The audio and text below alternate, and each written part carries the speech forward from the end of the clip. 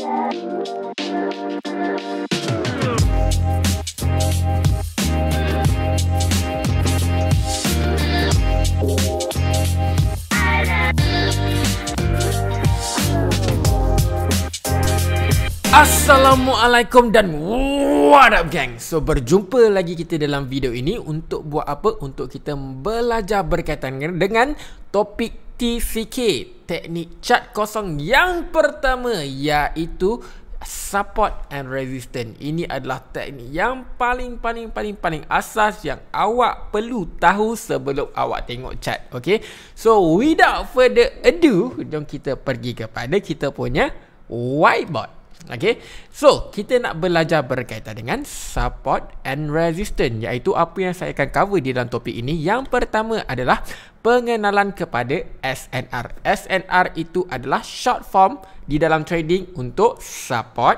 and resistance. Nombor 2, kita akan belajar apa itu support. Dan nombor 3, apa itu resistance. Dan nombor 4, cara aplikasi ke dalam chart yang betul lah, iaitu the real chart. Kita akan pergi dekat real chart dan kita akan cari SNR menggunakan SOP yang saya ajar ini. Okay, so yang pertama, apa itu SNR? SNR adalah singkatan kepada support dan resistance, di mana support adalah harga rendah, okey, harga rendah, dan resistance adalah harga tinggi, di mana kita sebagai trader we trade based on history. Kita melakukan decision kita berdasarkan sejarah, iaitu harga-harga lampau yang telah berlaku di dalam chart, dan kita memerhati harga tinggi, harga rendah, ataupun high, low, semua benda tu untuk kita mencari peluang dan membuat decision sama ada buy ataupun sell lah, di mana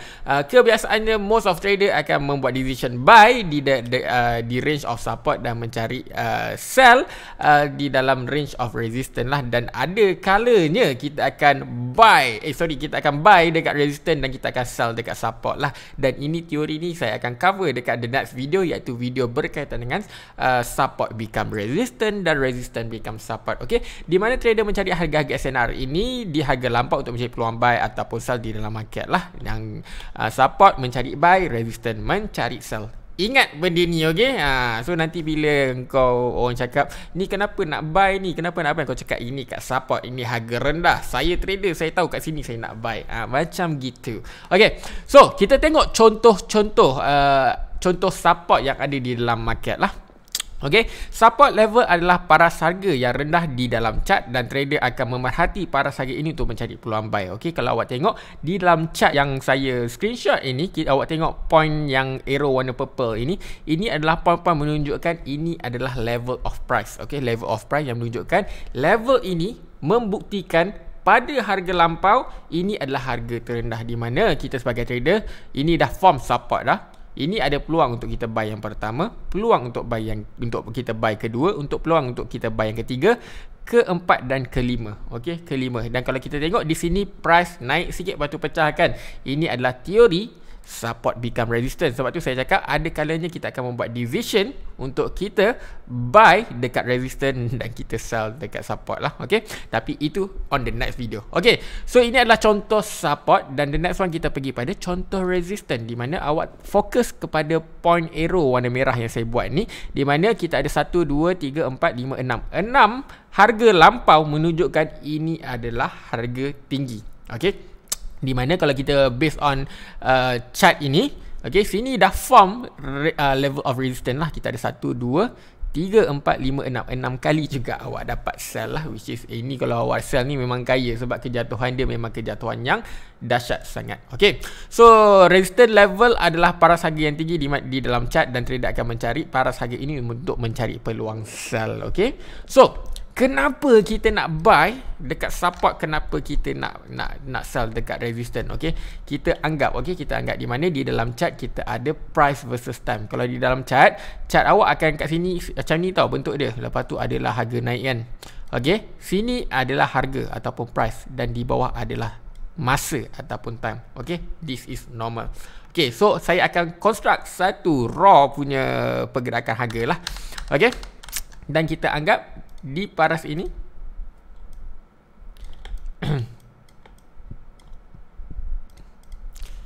RM1. Ini adalah paras harga RM1. Ini adalah paras harga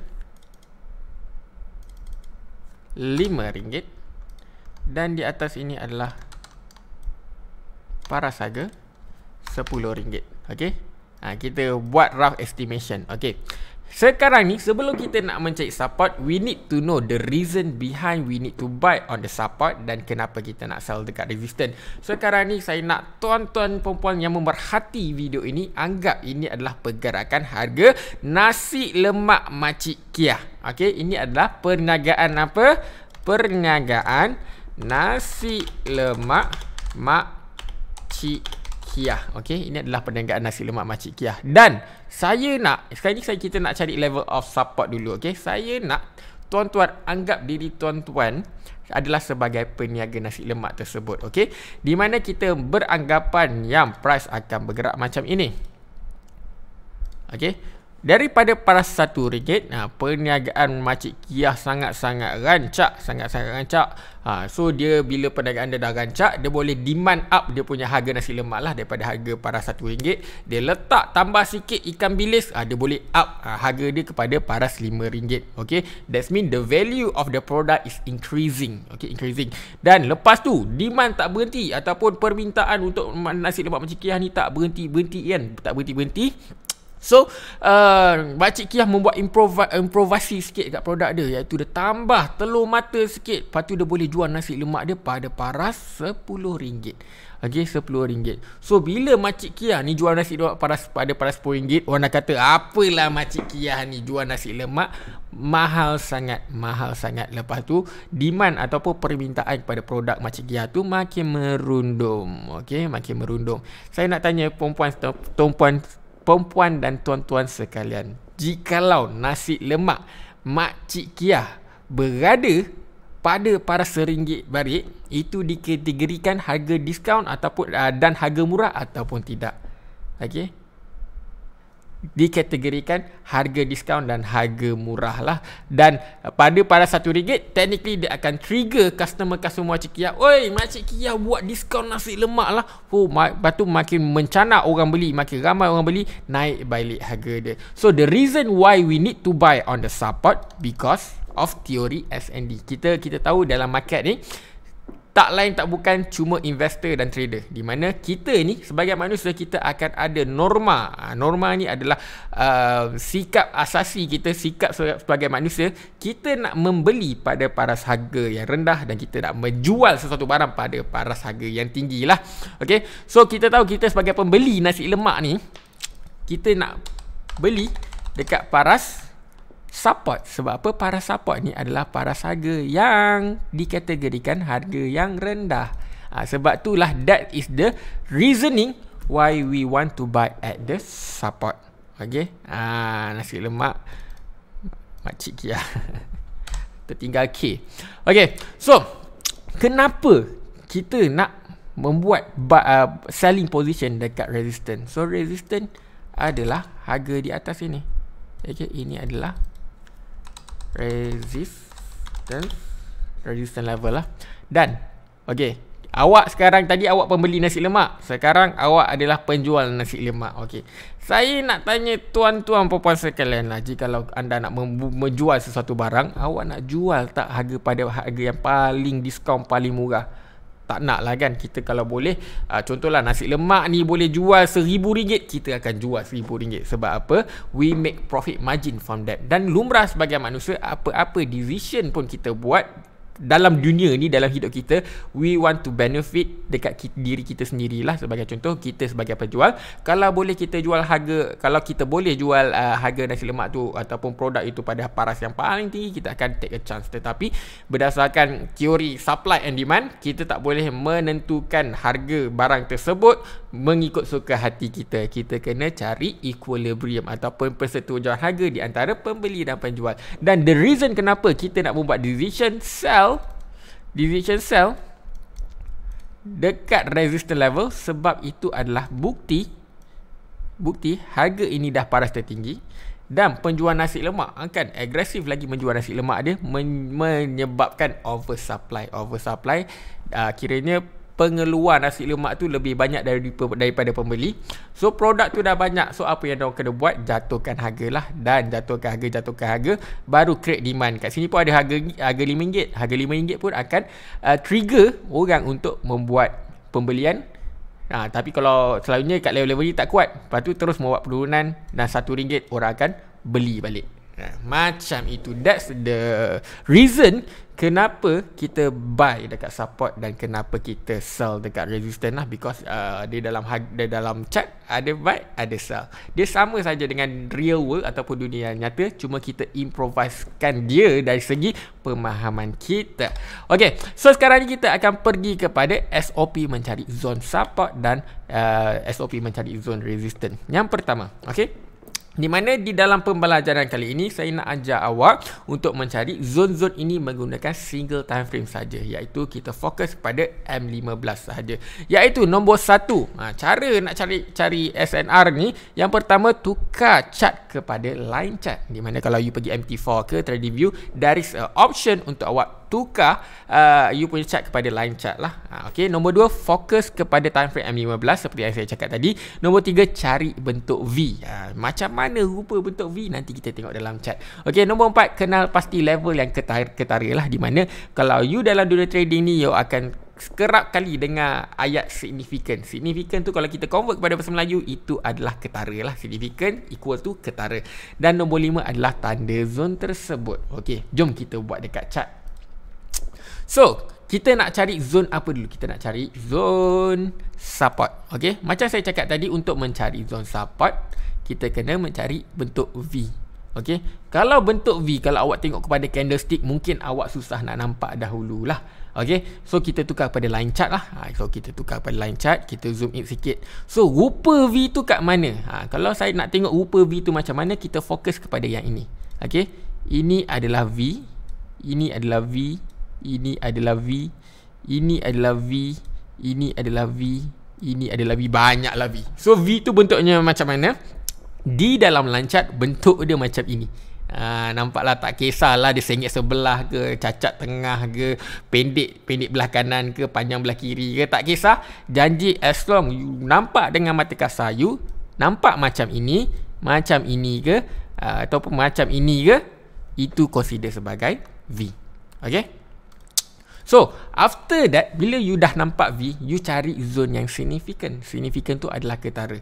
Apa yang dimaksudkan dengan ketara? Bermaksud kalau you dah jumpa V yang banyak dalam line chart, you terus mark, letak satu line. Okay, nak membuktikan benda tu ketara, that means there is a multiple touches, ataupun dekat satu price point you nampak ada banyak V terbentuk. Banyak bentuk V terbentuk lah. Kalau kita tengok kat sini, dari 1, 2, 3, 4, 5, 6, 7, 8. Banyak V.